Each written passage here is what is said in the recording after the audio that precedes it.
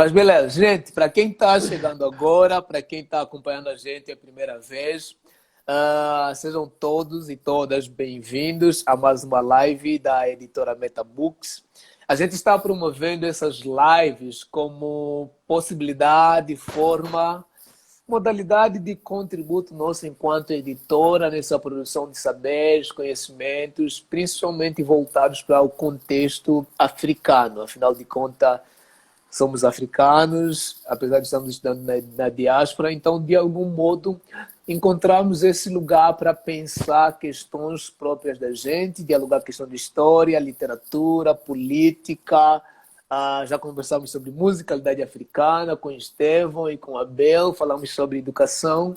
E hoje a gente vai estar pensando com o Emiliano é o cara fera dessas coisas, sobre sobre história ou historiografia africana. Então a gente vai estar pensando algumas questões voltadas dessa questão da produção da história, de uma história africana. A gente não vai fazer, digamos assim, uma aula de história africana, até porque, primeiro é que numa live não dá para fazer isso, uma live de 1 hora seria, incorrer em grave erro. Então a gente vai pensar alguns aspectos, as tensões que ao longo da história foram se apresentando nessa produção de uma história africana, os embates políticos, epistemológicos, metodológicos e, de certa forma, até ontológicos. E é isso que a gente vai estar conversando um pouquinho hoje, para pensar os modos de produção de uma história africana.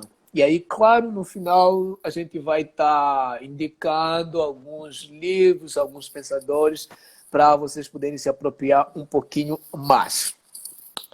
A parte da indicação é do Elias, pessoal.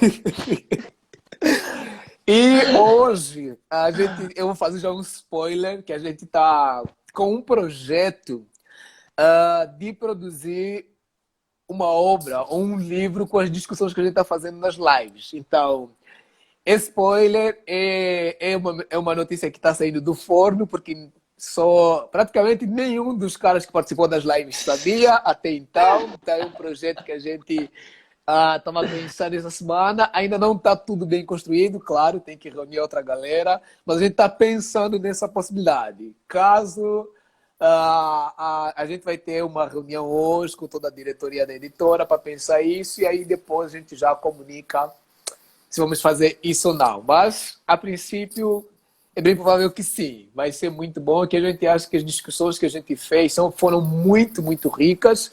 E, claro, queríamos dividir isso com mais pessoas para terem acesso a essas discussões. Por isso, a gente se propõe a fazer essa produção da obra. Então, acho que já dá para a gente começar, né, Emiliano? Não, primeiro parabéns, cara. De qualquer forma, mesmo que está vindo agora do forno, acho uma excelentíssima proposta, né? Pelo menos é o que a editora sempre se propôs, que é pensar Angola, né? E eu também fiquei meio mesmo vamos dizer, com essa água na boca quando ouvi sobre os outros, né, os meus irmãos falando da musicalidade africana. Realmente tem essa necessidade de falar, eu quero ler, onde posso ler e tudo mais, é muito legal. E a questão também da literatura, né, de certa forma, ou seja, eu tenho acompanhado e tem sido muito legal. Parabéns. Show! Obrigado, Emiliano. Então, Abel, seja bem-vindo. Abel chegou, está feliz porque ele entrou bem na hora da notícia. Vamos lá. Emiliano, você é o cara aqui da história, eu não fiz ainda a sua apresentação. Eu acho que seria interessante você falar um pouquinho do seu percurso formativo, até para localizar de que lugar você fala, e acho que isso é interessante para a gente pensar mesmo. E claro, a gente não se propõe a fazer uma fala de especialistas, né? Até porque não é nossa formação inicial, pelo menos minha não é. Tu é muito mais na questão do mestrado que você vai fazer isso, mas para localizar um pouquinho de onde está vindo as nossas falas e o nosso pensar sobre história africana. Vá lá. Beleza. Então, eu sou Emiliano João, para quem não me conhece, né? Tem aí um Jamba no meio, que me torna um pouquinho africano, já que estamos a falar de africanidade. Pois E assim ficou Emiliano Jamba Antônio João. Eu sou angolano, nascido na cidade do Ambo, né? Na província do Ambo, mas que me criei na cidade do Lubango. A minha formação, fiz toda ela, a formação até o ensino médio em Angola. E a graduação vim fazer aqui no Brasil. Fiz teologia, estou agora graduando nesse semestre que acabou já, né? Praticamente em direito. Uhum. E o mestrado, estou fazendo mestrado na Unicamp em História Social da África. Nesse Ok. mestrado eu tenho pensado sobre a questão do protestantismo e, de certa forma, a sua relação com o Estado angolano, isso na década de 60, né? Uhum. No Planalto Central. E enquanto história, a história tem interpelado um pouquinho a minha vivência, seja por meio de outras pessoas, como minhas irmãs que são graduadas em histórias.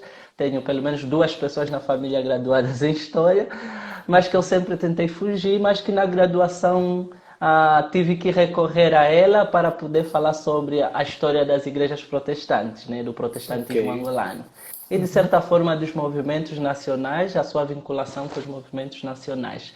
E essa graduação é que me fez entrar na história propriamente dita, nesse mestrado em História Social, pensando o contexto africano. Então, esse é o tal dito lugar de fala. E, além desse lugar de fala, eu tenho esse lugar de fala enquanto africano, né? Acho que esse Show. é o meu percurso. Uhum. Beleza, Emiliano. Muito bem exposto. Eu não me apresentei, né? Que o pessoal está acostumado aqui. Teve o Martinho na primeira live, depois o Orlando. Para a galera que está em outro lado que não me conhece, eu sou Elias, também um dos integrantes da equipe da editora Metabooks, que está aí por trás de todo esse movimento. Tem o Aniceto, que está aí também nos comentários. E para quem quiser colocar alguma questão, algum comentário ainda que a gente for conversando, só botar nos comentários que a gente vai estar lendo e respondendo dentro de nossas possibilidades. Ok? Vamos lá. Então, Emiliano, eu acho que para começarmos a conversa, talvez seria um pouquinho interessante ouvir de ti, primeiro, essa Uhum, questão de pensar mesmo a história africana. O que é história africana, o sim. que é que se conhece hoje, ou que se conheceu ao longo da história como história africana hoje. Beleza, cara. Vocês vão me desculpar se a imagem começar a mexer. É que o meu celular tem que ficar carregando sob o risco da live cair. Então, não consigo colocar de uma maneira que ele fique autônomo sem eu pegar ele, né? E aí a imagem está Tranquilo. ficando trêmula em alguns momentos. Mas beleza. O importante mesmo é a fala. Ah,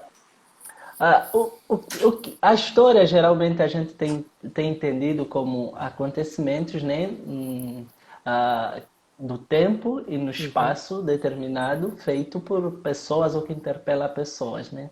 uhum, Ah, e esse acontecimento dá-se em um tempo passado, a fim de estudá-lo e compreender o presente e perspectivar o futuro. Pelo menos é essa a noção que nós temos enquanto história. sim. Ah, isso significa dizer, a partir do momento que o ser humano existe, já ocorre o próprio processo histórico. Porque Uhum, só a sua existência já faz com que esse ser humano possa racionar em relação ao a sua anterioridade, o seu presente e o seu futuro, né? uhum, Ah, Ao fazer esse processo, pelo menos a história clássica, de certa forma, tem feito algumas divisões que hoje são bastante criticadas, né? Já que estamos a falar da história africana, de certa forma, na contemporaneidade, são uhum, bastante criticadas porque são divisões ah, colocadas a partir de um determinado olhar, né? uhum, A partir de uma determinada visão, a que hoje denominam de eurocentrismo, né? sim.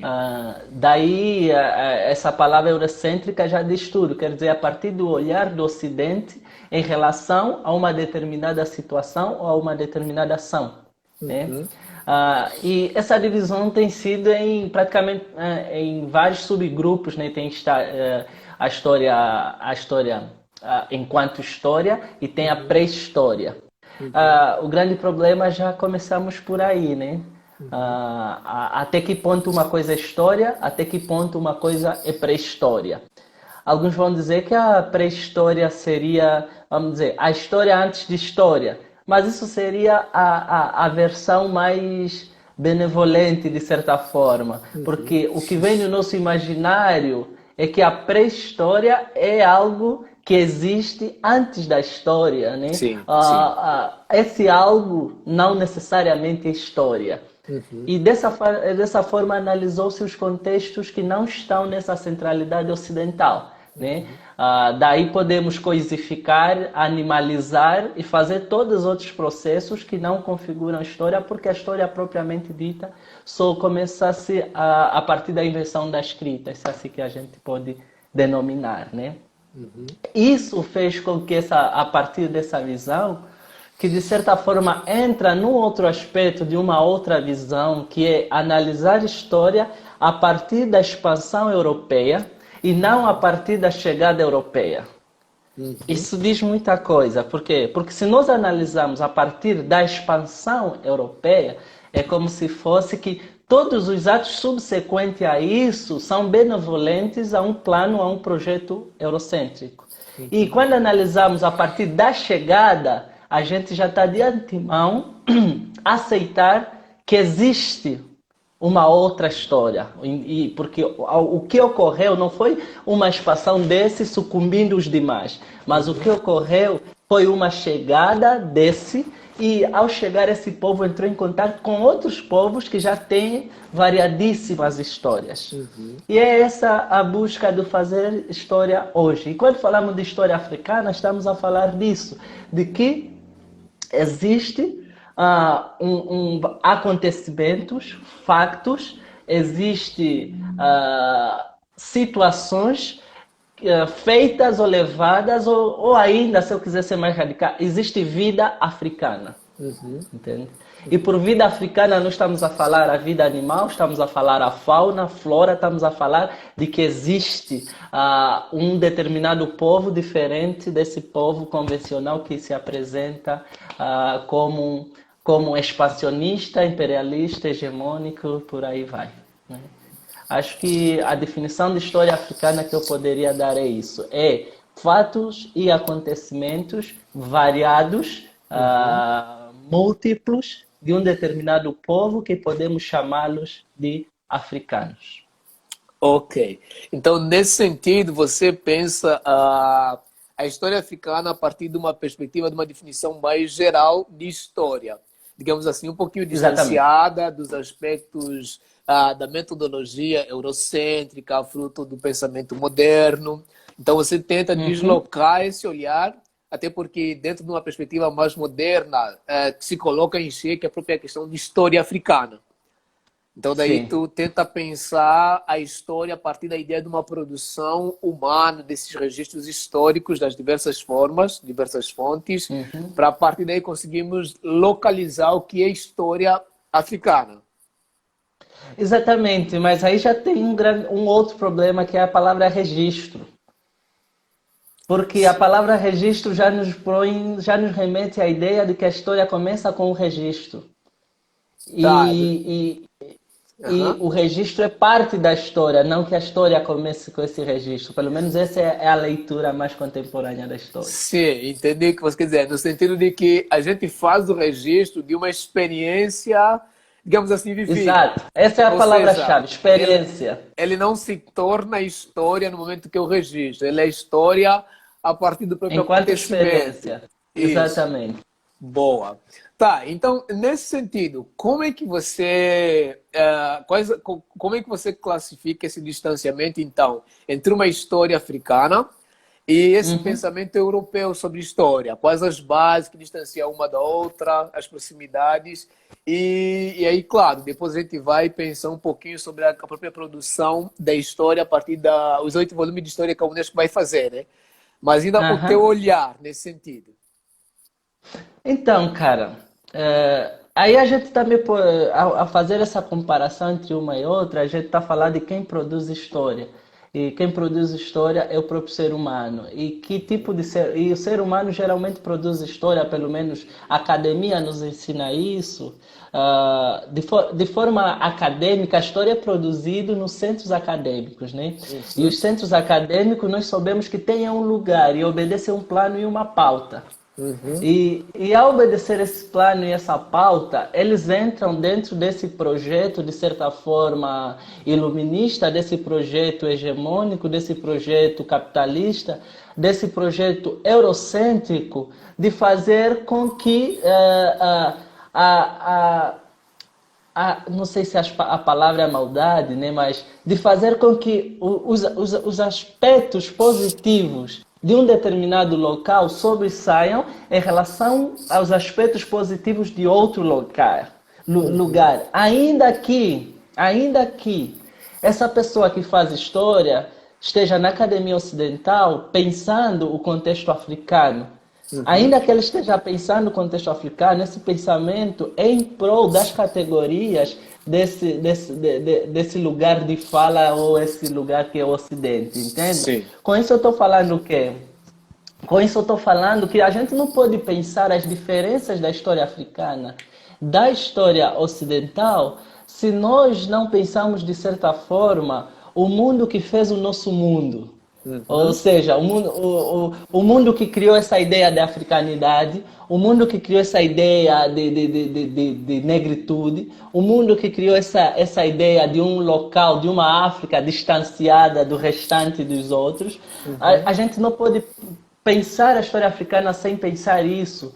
E esse tipo de pensamento, ao meu entender, pelo menos pela leitura que a gente tem feito, é sobretudo fruto dos pensamentos da Idade Moderna. Isso entra inclusive na própria periodização da história, que ela leva em conta aspectos, sobretudo os fatos, né? Porque nós estamos a falar estudo de acontecimentos, né? Fatos e acontecimentos.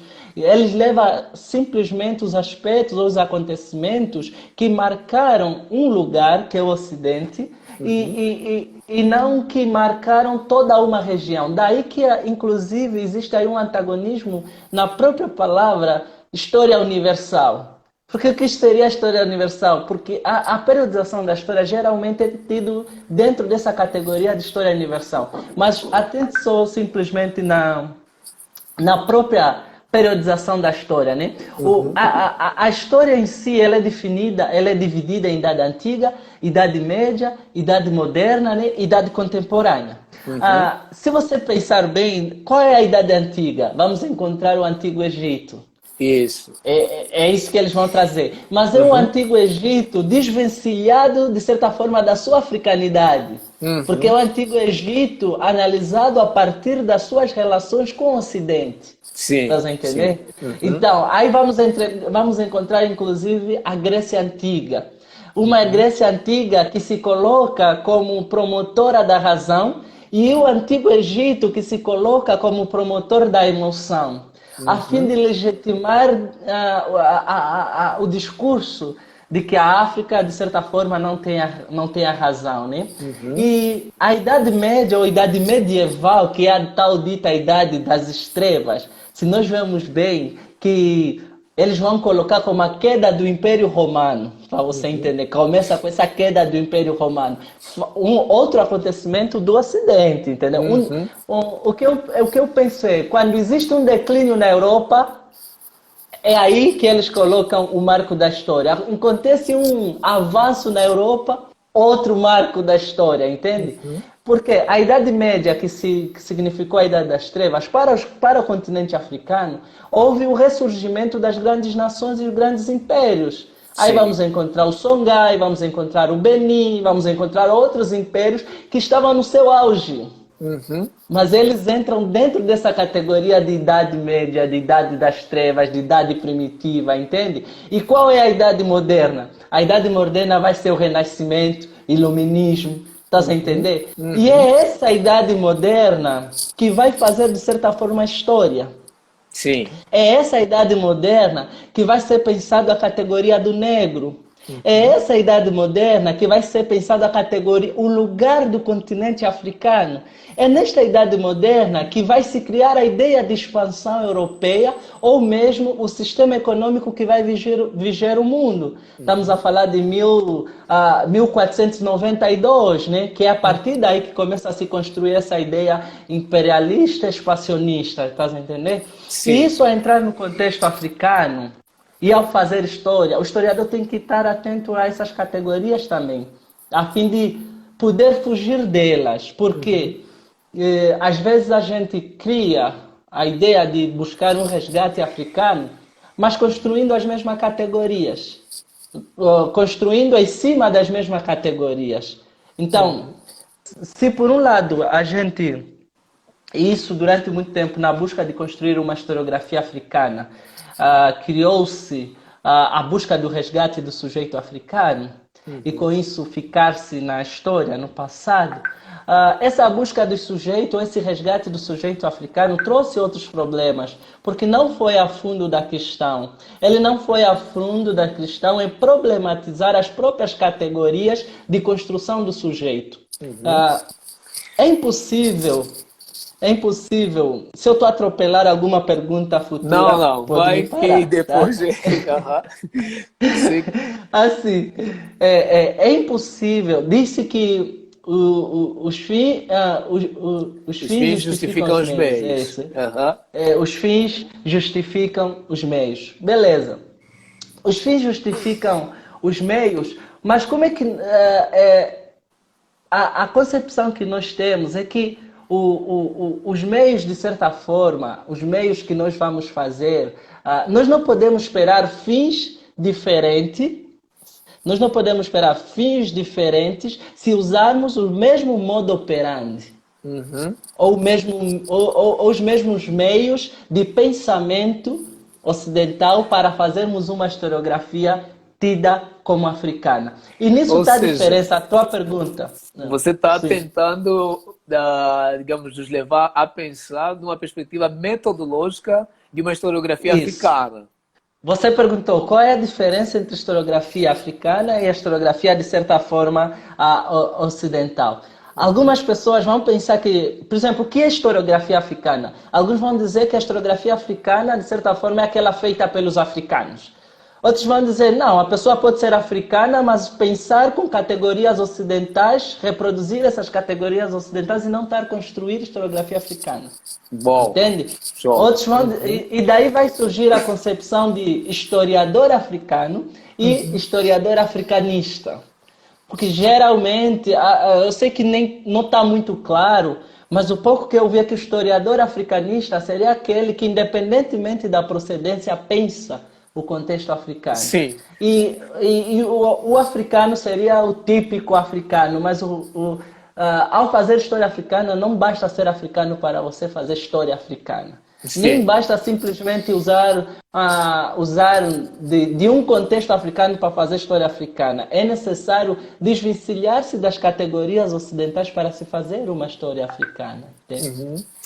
Há pouco, acho que há umas 2 horas atrás, eu conversava com o Orlando que o Orlando tá lendo um pouquinho do Sheikh Anta Diop e ele traz um Sim. pouquinho dessa reflexão, essa ideia de que, já que eu sou africano, então ao produzir história, necessariamente a minha história se constitui uma história africana.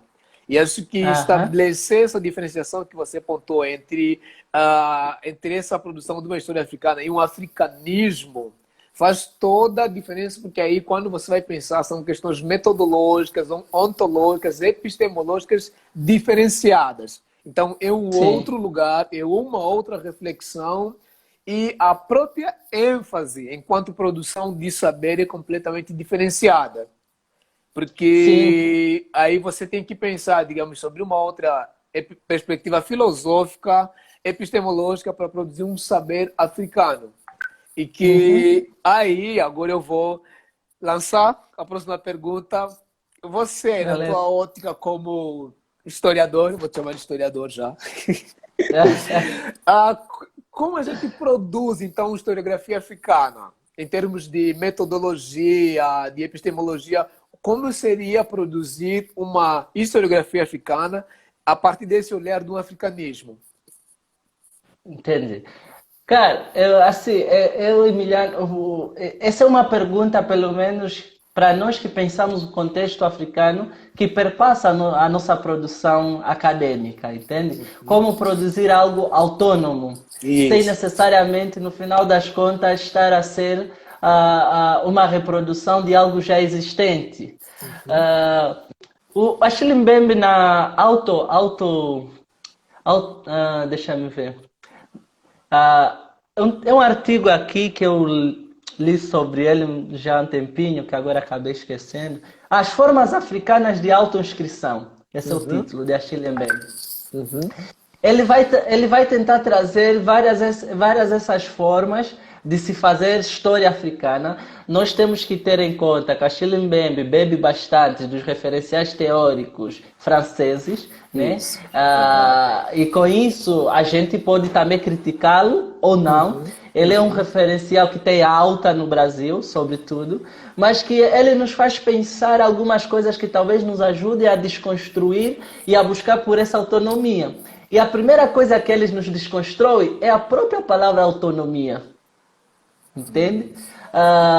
Por quê? Porque quando a gente se emerge para fazer algo diferente, que seja africano, o que é que nos vem das nossas cabeças? O que é africano? Isso. O que é algo nosso? Sim. E aí começamos a nos perguntar... Aí você pegou algo que eu acho que é muito, muito interessante, porque esses dias eu me peguei pensando em tentar localizar, por exemplo, a gente fez, chama de educação de base em Angola, né? A nossa educação de base, quando a gente vai estudar a própria história de África, pelo menos um pouquinho que a gente estuda, então você já percebe que a gente passa a existir quando o europeu chega em África. Então, consequentemente, não tem como a gente pensar, então, um modo de ser africano anterior a isso. Então não tem uma África, quem a gente era, como a gente pensava, como eram as nossas organizações, nossa cultura, nossa produção, tudo. A gente já, quando vai estudar história, já estamos a pensar o momento em que o europeu chega. Consequentemente, então pensar a ideia de uma autonomia fica difícil porque você já está a pensar a partir de um lugar diferente do que de fato, eu não sei se a palavra original desse africano, um pouquinho distanciado desse contato já, vamos assim dizer. Que a ideia de pensar originalidade é algo muito perigoso. Então, digamos, esse africano um pouquinho distanciado dessas trocas culturais que já vai acontecer depois. Então, hoje, pensar algo da gente, de fato, quando temos um desconhecimento da nossa história, das nossas origens, eu acho que é um tanto quanto comprometedor, né? Sim. Conforme eu estava dizendo, o Achille Mbembe ele vai bater nessa tecla. Por exemplo, Orlando, eu tenho acompanhado ele está lendo, não sei se está aqui, mas ele está lendo o Cheikh Anta Diop, e ele tem falado sobre o Cheikh Anta Diop. Se você lê o Cheikh Anta Diop, você vai perceber que ele faz muito um resgate, de certa forma, dos grandes impérios, né? O resgate, sobretudo do Antigo Egito, que é o lugar dele de fala, né? Buscando esse Antigo Egito como o proporcionador ou o impulsionador da civilização, né? E com isso, esses debates, de certa forma, estiveram também nos debates panafricanistas, né? Sobre esse resgate de uma África original ou de uma volta ao original. Mas aí o Achille Mbembe ele questiona: como iremos voltar ao original sem jamais termos vivido o original? Entende?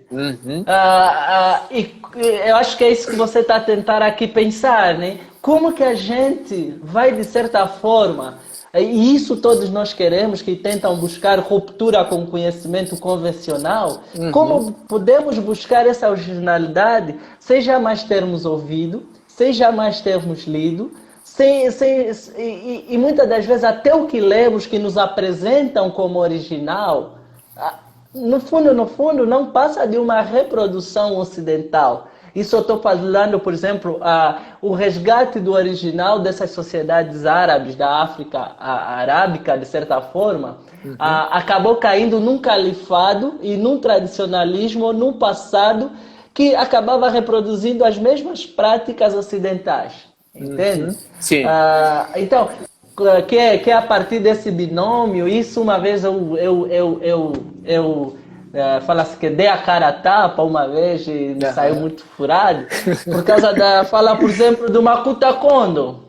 Sim. Makuta Kondo tem fala, para quem não conhece, Makuta Kondo é um deputado angolano que eu nem sei se ele tem especialização, mas é tido como antropólogo, né? Isso. E é o cara que quando fala das nossas tradições, é um cara a ser ouvido. Uhum. E Uhum. ele no parlamento ele dizia, ele se destaca por falar uma expressão, nós banto não somos assim. Não é isso? Nós Isso. banto, que é tradicionalmente tradicionalista banto, não fala Aham. assim. Mas se você analisar, se você estudar muitas falas dele, está ainda implícito naquela ideia do africano primitivo que, de certa forma, não é o africano original, mas também o africano criado de uma originalidade africana, entende? Uhum. Nós Uhum. temos a criação de uma ancestralidade, sabe? Ou, por exemplo, eu trago no campo da religião a ideia de que, como se fosse que todo africano é um Yorubá, entende? Tem que se Isso. comportar do jeito que um Yorubá se comporta, ou reverenciar, né, a divindade que um Yorubá reverencia, mas nos esquecemos que esse é apenas uma parte da África, não é o todo da África, Uhum. percebe? Uhum. Então é por isso que o Achille Mbembe ele vai dizer toda retórica ou todo discurso que vem no intuito de resgatar uma África está fadada ao fracasso. Entende? Por quê? Boa. Porque ele disse: nós precisamos entender que a história é um acontecimento, a história faz-se, o ser humano está em fase de mutação, em Uhum. transformação, e não é possível resgatar um passado e implementar item na atualidade. É Uhum. sim necessário usar do passado, o resgate do passado, não pode ser algo para nos deixar ficar no passado, naquela originalidade do passado, mas sim para poder analisar o nosso presente, Uhum. repensá-lo e perspectivar aonde nós queremos caminhar, sabe? Uhum.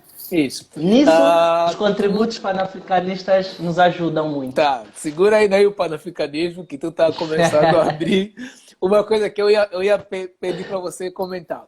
Mas antes, para quem está acompanhando e caso se interessou pelo que Emiliano falou sobre o Sheikh Anta Diop, nos 8 volumes que a Unesco traduziu aqui para o Brasil, produziu e traduziu em português agora, o volume 2, o capítulo 1 do volume 2 é onde ele vai discutir de forma profunda essas questões que o Emiliano pontuou aqui. Então, para quem tem interesse, antes que eu esqueça no final de falar essas coisas, então, para quem tem interesse em se aprofundar um pouquinho mais, pega aquele livro, vai esmiuçar o capítulo 2, o capítulo 1 do volume 2, que vai pegar muita coisa boa.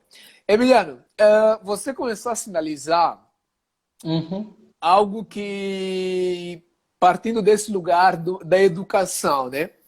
Que eu acho que é muito Sim. fundamental, a necessidade, de fato, de se distanciar um pouquinho dessa história ou desse pensamento um pouquinho alienado que nos foi incutido, para pensarmos hoje, digamos assim, uma África.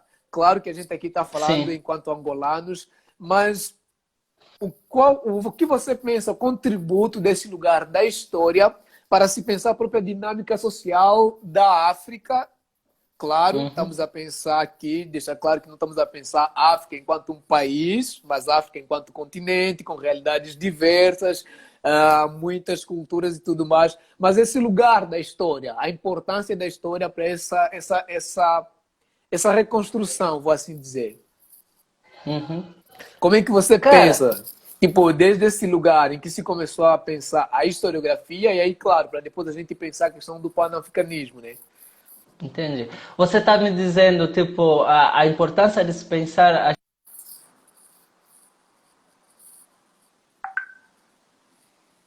Emiliano? Seu vídeo está travado. Você falando, o meu tá travado. Como eu já tenho histórico de vocês, eu acho que o seu é que tá travado e o meu não. Não, agora voltou, tá tudo certo agora. Beleza. Vai.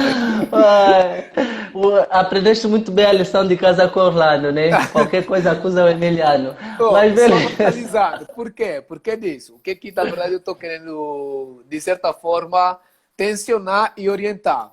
Uhum, Ah, a gente tem essa dificuldade por conta desse pensamento eurocêntrico que, de certa forma, negou a visibilidade dessa história africana. Então, sim, consequentemente, a gente cresceu nesse contexto. E aí fica aquela sim. rixa em termos miúdos, de que o que é nosso não é bom. Então, o que Uhum. eu quero é que você pontue os perigos dessa invisibilidade da historiografia africana Tá, nos modos de produção nosso hoje. Tipo assim, como é que isso beleza. se desenrolou? Que tipo de realidade temos hoje? Agora entendi melhor. Assim, isso eu vou começar, por mais que não é muito legal, num debate sobre historiografia africana, ou qualquer debate que envolve contexto diferente ocidental, começar com uma citação ocidental. Eu vou usar aqui uma citação do Paul Ricoeur, né? Que você conhece bem, sobretudo na filosofia e na teologia, usam muito. Ele diz: nós somos filhos bastardos da memória judaica e da historiografia secularizada do século XIX. É o que ele vai trazer. Entende? O que isso eu quero trazer? Com isso eu quero trazer à tona uma outra crítica, sobretudo naquele livro sobre a decolonialidade, né? Acho que é o Ramon, uma coisa dessa, que faz essa crítica. Uhum. Ele vai dizer, o mundo ocidental, o projeto ocidental, ele trouxe, né, nos trouxe a impressão que a modernidade, de certa maneira, é uma coisa emancipatória, entende? Uhum. Uma coisa boa. Ao passo que a modernidade é um projeto de uma cultura da morte. Bom, é Entende? É bom bem frisar forte essa fala, projeto, cara. projeto, É é um bom frisar projeto, projeto. e por projeto nós estamos a falar, é um projeto ocidental, é um projeto imperialista, é um projeto, inclusive ele usa essa expressão, violento, Uhum. da implementação de um sistema ou de uma cultura da morte. Uhum. Entende? E quando a gente, seja africano quanto no Ocidente, quando a gente área do conhecimento, a gente desconecta por causa desse projeto bem elaborado, construir uma aparência beleza na Uhum. modernidade, uma beleza que vai ser pintado com a ideia de democracia, a ideia de fraternidade, a ideia de igualdade, a ideia de um Estado de Direito. Tudo isso é formas de maquiar um projeto que no intuito dele, no cerne dele, estava a dominação e a exploração de outros povos ou de outras formas de existência. Entende? Uhum. E quando nós em escola recebemos esse projeto como dado, a gente analisa a nossa cultura a partir dessas categorias, do que é Boa. o belo. Uhum. Entende? A nossa Uhum. negritude deixa de ser belo, a nossa Uhum. estética deixa de ser belo, a nossa vivência deixa de ser bela, a nossa cultura deixa de ser bela, e os grandes pensadores a serviço desse projeto, como Hegel, como Voltaire, como tantos outros, elaboraram toda uma teorização, né, desse Uhum. apagamento e desse esquecimento, de certa forma, do passado, um apagamento da história e do ideal africano, e criaram todo um esboço, vamos dizer, do que é ser um ser humano, entende? Isso. Em Aham. contraposição a outra existência de ser humano. E com Uhum. isso a gente começa a ter repugnância, né, contra nós mesmos, contra a nossa cultura, contra nosso povo, contra a nossa essência de ser. A nossa dança deixa de ser dança, passa a ser palhaçada. O nosso sorriso deixa de ser algo bom, passa a ser algo, vamos dizer, algo não civilizado, não podes rir demais, porque toda a categoria do negro, toda a forma do africano ser está sendo analisada. Se ri muito, não pode rir demais. Se dança, não pode dançar demais porque é gentalha. Se chora, não pode chorar. Sabe, as nossas músicas melancólicas, já que vocês falaram de música, deixam de ser música porque não há racionalidade nela. Entende? Então, tudo isso acaba construindo-se e introjetando-se desde pequeno, desde criança no nosso imaginário e crescemos dessa forma, entende? Daí que é importante uma contranarrativa desse discurso. E daí entra a nova forma de fazer história. Como essa contranarrativa, né? De entender que sim, existe uma disputa narrativa. O primeiro passo é isso. Sim, existe uma essa disputa é a narrativa.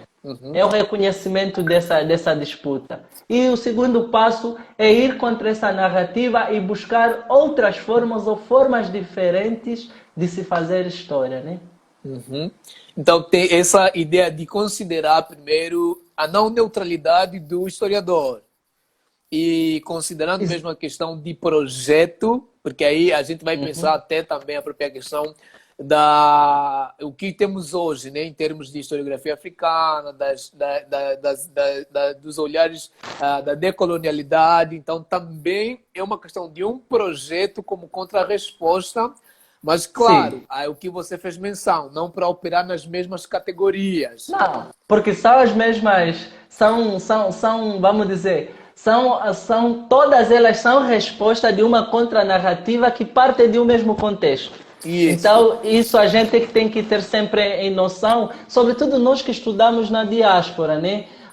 Que quando vemos essas categorias de decolonização, descolonização e tudo mais, aí amamos, tem ainda a categoria da interseccionalidade e tudo mais, a gente se apaixona e já queremos aplicar em contexto africano e chegamos lá e vemos, pô, mano, aqui está tudo diferente,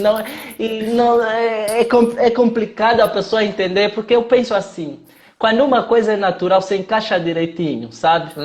Não precisa ser a ferro e fogo para poder se encaixar, entende? Então, essa contranarrativa, ela será dada pelos próprios africanos, entende? Não que a gente vai deslegitimar outros conhecimentos, mas entendendo que todo e qualquer conhecimento está a serviço de um projeto, entende? Sim, eu acho que a pergunta é que... Nesse sentido, qual seria o nosso projeto, né? Eu acho que nesse falar. sentido, a ideia de fazer determinados ensaios, porque não teria como você, de antemão, partir de uma perspectiva de uma desconstrução radical, né? Porque a gente tem isso estruturado desde o nosso currículo, desde a educação de base. Então, nós temos um currículo, pelo menos hoje, eu não posso falar da atualidade do currículo nosso hoje, vou falando agora de Angola, mas quando a gente estudou, pelo menos, educação de base, sabemos que é um currículo que não foi produzido em Angola por angolanos. Então, é um projeto europeu de educação em Angola. Consequentemente, é um projeto político, é um projeto marcado por uma intencionalidade, é um projeto marcado por uma ideia de escola que se quer produzir em Angola. Então, não é um projeto, de fato, que dá conta, de certo modo, da realidade nossa enquanto angolano. Por exemplo, uma coisa básica. Se fosse um projeto, de fato, nosso, cara, a gente ia estudar as línguas nacionais desde a mais tenra idade. Sim. Então, hoje existem discussões, ouvi dizer que já existem algumas escolas oferecendo essas aulas como eletiva e cursos, mas quando a gente percebe que até essas questões não tem no nosso próprio currículo, então aí a gente já vê que, de fato, nós temos um currículo que já nasce, de certa forma, comprometido com um olhar que é um olhar um pouquinho distanciado da realidade da gente. Sim. Cara, é assim... Vou vender sardinha. Cara, o cara que está a nos falar, ele escreveu uma parte de um livro, Como Queremos Ser Igreja, que é fascinante, né?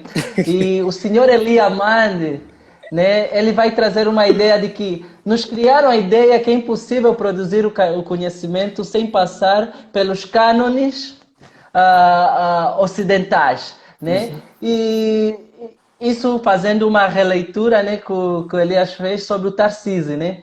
Então, o que eu estou tratando a analisar aqui é que o projeto eurocêntrico foi tão, mas tão bem elaborado Muito bem. que quando a gente buscou uma autonomia, Uhum. achamos que estávamos a buscar uma autonomia, mas no final das contas a gente estava a passar pelas mesmas categorias, reproduzindo as mesmas coisas, e com isso achamos que estávamos a criar, por exemplo, uma Angola nova, mas Uhum. estávamos a criar uma Angola com base no ideal europeu, entendeu? Uhum. Com um homem, um sujeito, uma mulher, uma criança, com base na criança europeia, entende? E Uhum. com Uhum. isso apaga-se a língua, apaga-se o costume, apaga-se a Uhum. cultura, apaga-se a etnia, Uhum. apaga-se toda uma cultura, entende? Tanto é que o Uhum. Elias, talvez o máximo que sabe da genealogia dele, isso é algo que eu tenho aprendido aqui no Brasil, essa busca pela ancestralidade, o máximo que o Elias conhece talvez é até o pai e a mãe,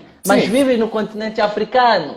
Entende? O máximo que eu conheço talvez até o quê? Minha avó e pronto, acabou. Uhum. Entende? Por quê? Uhum. Porque mesmo a nossa cultura oral, que nos faria lembrarmos as nossas fogueiras, eu não sou tão velho, mas ainda lembro que eu fiz fogueira de noite, Sim, eu entende? também, eu Eu também. ainda Bom. participei em roda de fogueira, contando história do Chiquisiquice, que Aham. traziam valores e ensinamentos de como é a nossa cultura. Aí Sim, veio, bom. a partir da década de 2000, né, vieram as televisões. Com isso, apagaram-se toda, mas toda a cultura de tradição de ficar à volta da fogueira contando-se a nossa história, porque Uhum. começaram a ser contadas outras Uhum. narrativas de como é a vida em Portugal, como é a vida nos Estados Unidos, como é a vida no Brasil. Muita gente conhece angolano, conhece mais o Brasil do que Angola, Uhum. entende? Eu, Verdade. quando estava a fazer o visto com o Belito, o Abel, ele está aí na live, a menina está a me perguntar se no Lubango falam que língua. Aí eu falei Nhanek. Ela está a me falar, como assim vocês falam outra língua? Eu disse, "Pá, você é angolana, sou nascida em angolana, estava com 23, 24 anos, não sabia que em Luanda se falava uma outra língua além do português.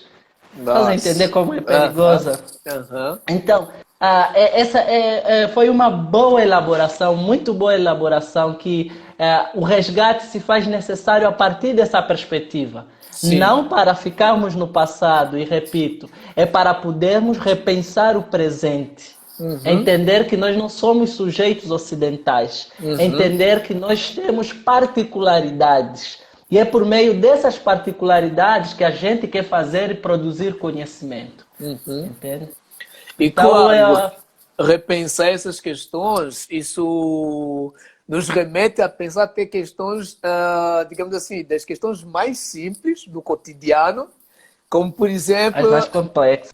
isso, vamos pensar coisas simples. Por exemplo, quando a gente era criança, você faz mau uso, digamos, de algum instrumento, algum material, a ideia era sempre que o europeu o branco, quando produziu, não fez assim.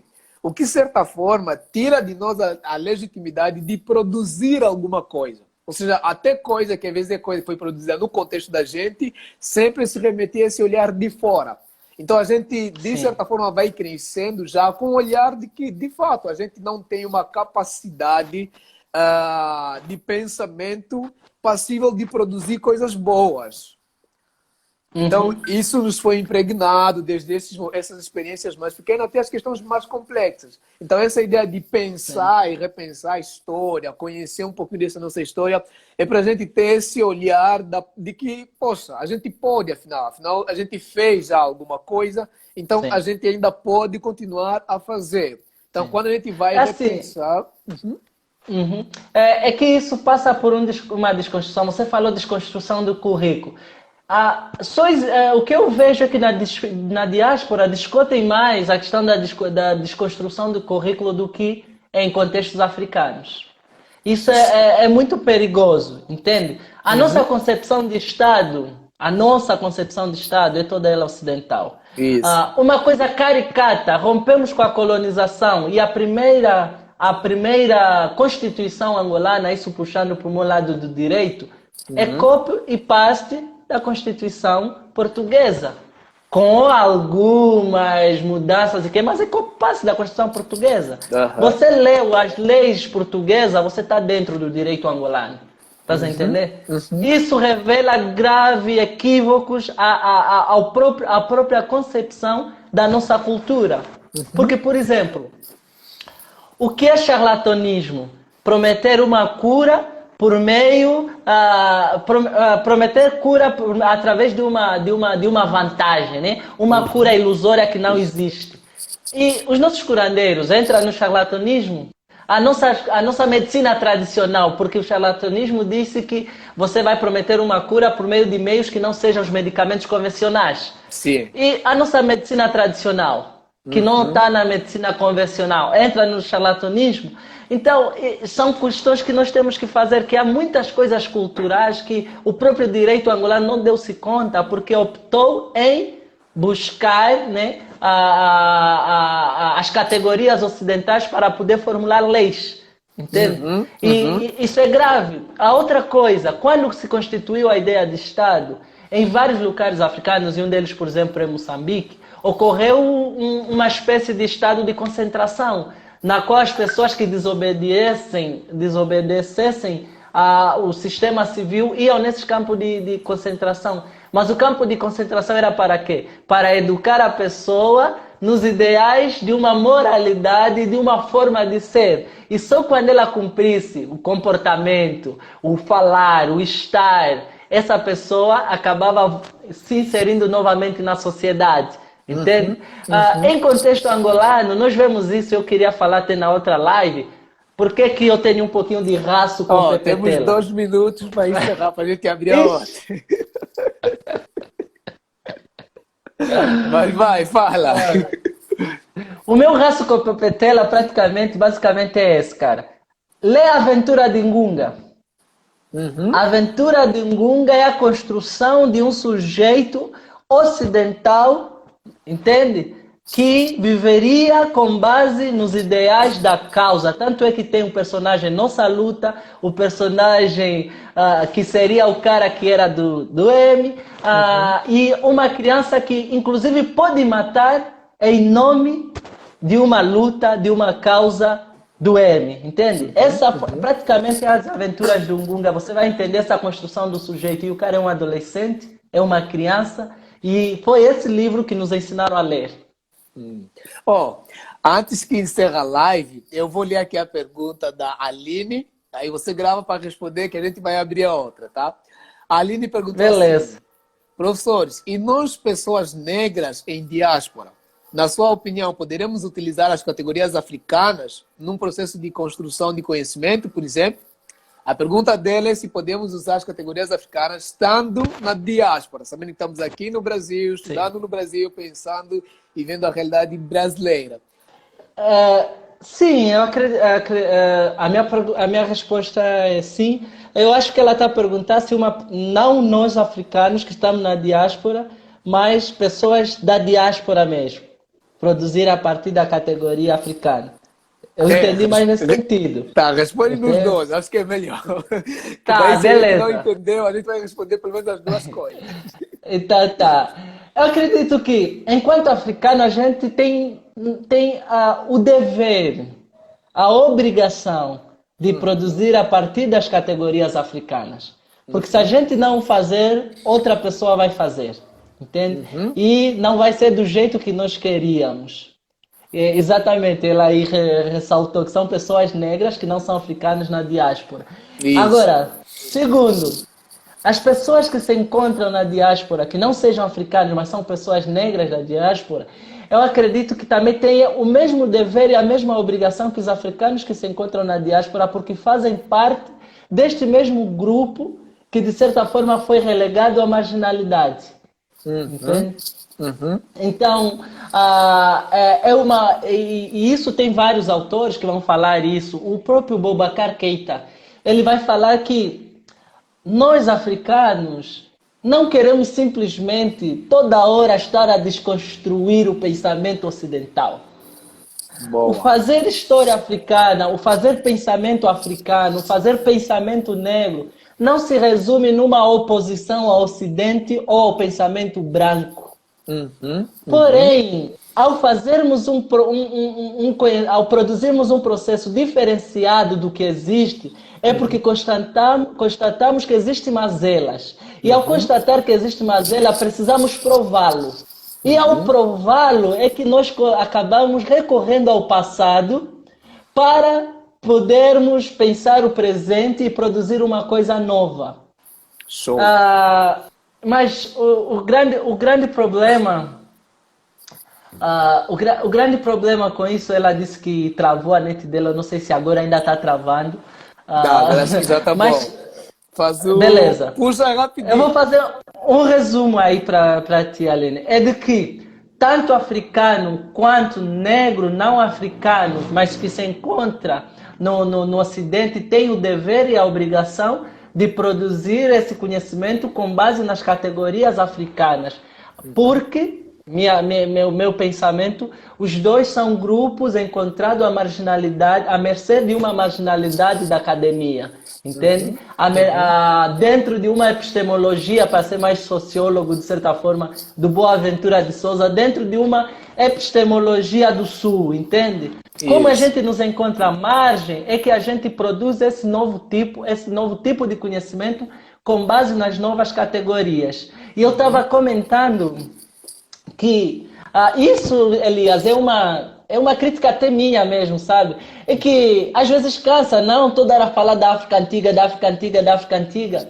E o Boubacar Keita, na História da África Negra, ele meio que colocou um bálsamo no meu coração. Ele diz, a gente faz isso porque os caras, mesmo depois de anos comprovado e destruído todas as barreiras mitológicas que eles criaram sobre o pensamento negro e africano, mesmo com o Sheikh Anta Diop trazendo os grandes impérios, trazendo as grandes nações, as grandes civilizações, e comprovado que a África é o berço da humanidade, mesmo com Aimé Césaire trazendo uma outra forma de historicizar, mesmo com Kwame Nkrumah, Julius Nyerere, todos esses caras trazendo já produção, parece que o historiador atual ainda assim tem a necessidade de voltar no passado e refazer tudo um arcabouço que já foi feito para depois falar do presente. O que é que isso cria em nós? O Boubacar Keita vai dizer, faz com que a gente não progrida no conhecimento. E não progrida por quê? Porque a gente está sempre respondendo uma coisa que eles se negam a observar, que está claro como água. Entende? Eu acho que nesse sentido, contribuindo um pouquinho nessa pergunta da Aline, né? Porque talvez a dificuldade esteja, tipo assim, ao nos darmos conta dessa necessidade de agora operar sobre outras categorias, fica a pergunta de, mas que categorias são essas? Então, acho que o primeiro processo é ter conhecimento esse distanciamento, de como se distanciar dessas categorias que, digamos assim, que produziram uma alienação. E quando conseguir estabelecer esse distanciamento, claro, aí é uma questão de leitura, de processo histórico, ver como foi a produção historiográfica desses autores que o Emiliano acabou de fazer menção. E ao operar esse distanciamento e você entender, de fato, quais são as epistemologias agora para a produção de um pensamento sobre essa outra lógica que está se pensando a partir do pensamento decolonial, dessa historiografia africana e tudo mais. Então aí você consegue agora, digamos, traçar um caminho. Certo. Então, o primeiro processo é, enquanto negros e africanos, nos apropriarmos essa outra ontologia de produção do saber, as novas metodologias, essa outra epistemologia, para a partir daí começarmos agora a construir outra forma de olhar a vida e de pensar a vida em si. Sim. Eu acho que isso está acontecendo muito, no Brasil tem acontecido muito. Mas é só um adendo a essa sua fala e um alerta, de certa forma, porque a pergunta da Aline sobre essa questão da diáspora se apropriar dessas categorias é que o que eu tenho observado, muitas das vezes, ao se apropriar dessas categorias, nega-se que esse é um sujeito da diáspora. Entende? O sujeito da diáspora tem que viver como sujeito da diáspora e não como africano. Ou não está conseguindo me entender? Dá É para que muitas entender. das Sim. vezes, É muitas que das nesse vezes, resgate da cultura, da história, das origens, então isso, tenta se negar a ideia de que você já não é o africano da África. Você é o isso. africano que nasceu no Brasil, que experiencia essa Uhum. troca com a cultura europeia. Então, Exatamente. E acho sim. que esse é o grande contributo que a diáspora pode dar para a África. Não que ele viva como africano, mas como viva como um cara diaspórico que pensa, problematiza todas essas questões e a partir disso consegue trazer um outro olhar, uma outra vivência, uma outra forma de ser para o contexto africano. Entende? Boa, E a boa. partir daí, seja aí vai entrar naquele processo que nós falamos de um conhecimento global, né? Que é de alguns vão dizer de intersecção, mas nem, não é precisamente, eu vou usar o termo intersecção simplesmente como conexão de aspectos, né? De lugares diferenciados, como culturas conectadas, seja da diáspora quanto da África e fazendo trocas um do outro, sabe? Uhum, Então, uhum. isso é importante, isso é importante frisar, sabe? Porque muitos entram na radicalização desse resgate da África, esquecendo-se de que ela já não é uma africana, ou ele já não é um africano, mas é um Uhum. sujeito que se encontra ou é proveniente, originário de um determinado lugar diferente da África. Isso. Entende? A Uhum. África surge como um resgate desse sujeito, mas para a compreensão do seu lugar e E aí criticar o seu lugar, entende? E aí até fica fazendo isso, acredito que dá para construir de forma mais clara o que você pontuou no sentido de avançar. Então, não é um retorno para se fixar no passado. É um retorno para fazer Não, uma leitura de origem, de contexto, de história, para a partir daí agora começar a pensar essa continuidade, vou assim chamar, como vai usar o Kabengele Mungang, Munang. Ele não vai sim. usar a ideia de um futuro, ele vai pensar então presente, passado, presente e continuidade. Então, essa Uhum. lógica dessas experiências que continuam acontecendo, porque são próprias desse processo de existência humana. Então, trabalhar a É, partir daí, você fazer essa leitura da história, de entender as origens da gente, para pensar agora, a partir desse lugar em que eu estou, com esse tipo de origem, como é que posso produzir agora a história? sim, sim. Eu acho que entra, ela falou que é da área da geografia, estudante de geografia. Eu acredito que entra dentro desse debate de uma geopolítica do conhecimento, entende? Você reconfigurar a geopolítica do conhecimento.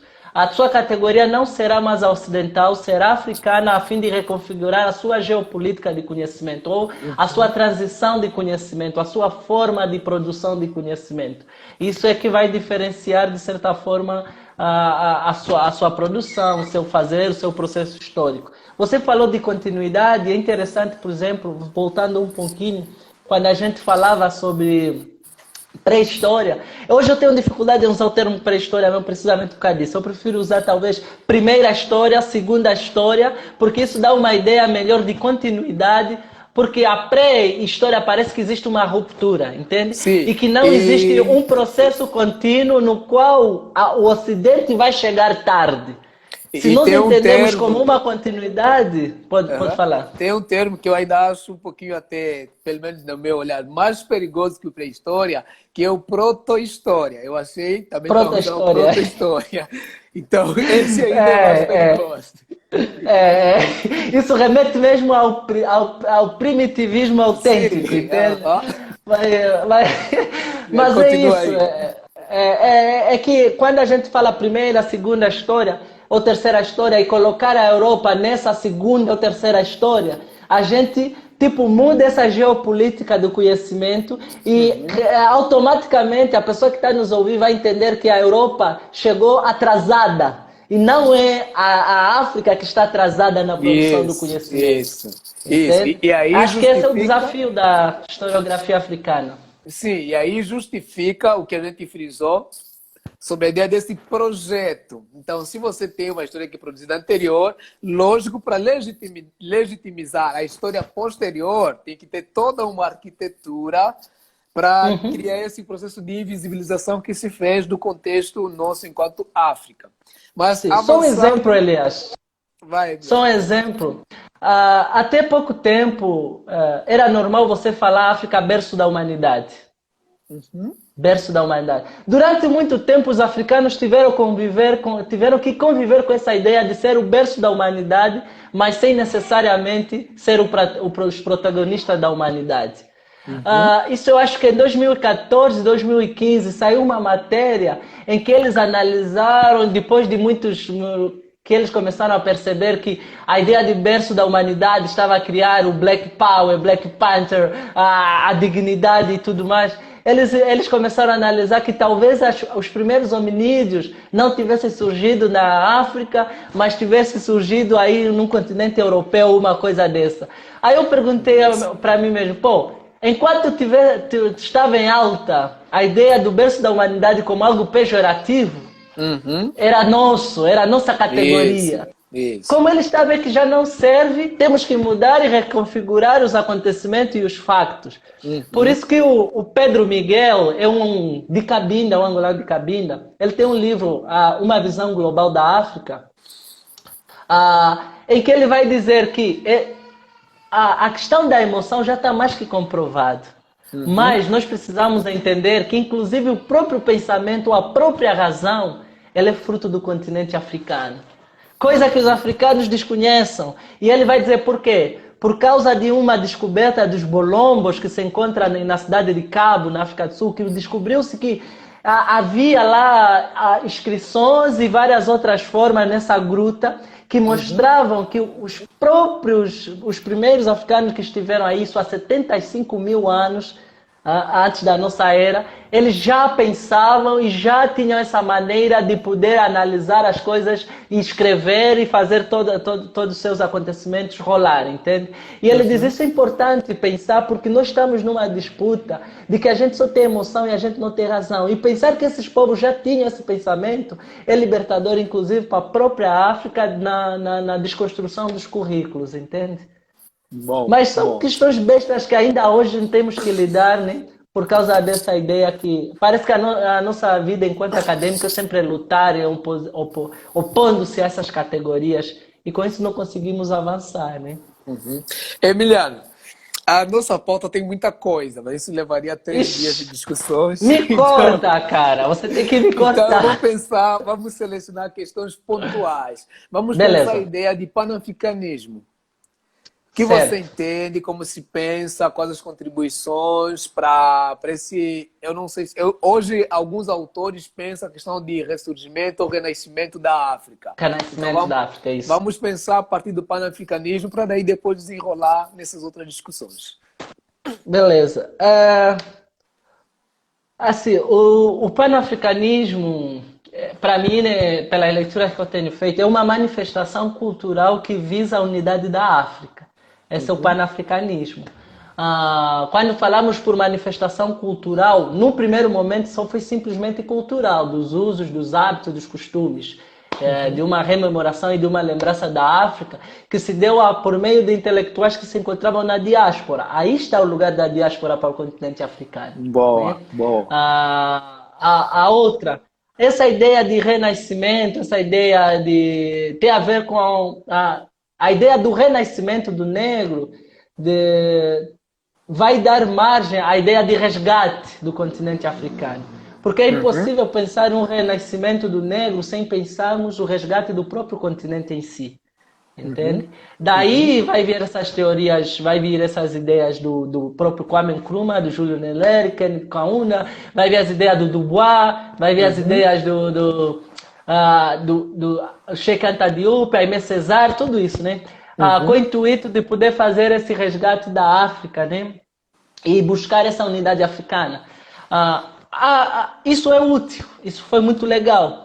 Eu uhum, acho que foi a matéria que eu mais gostei quando eu fiz História da África, isso no ensino médio.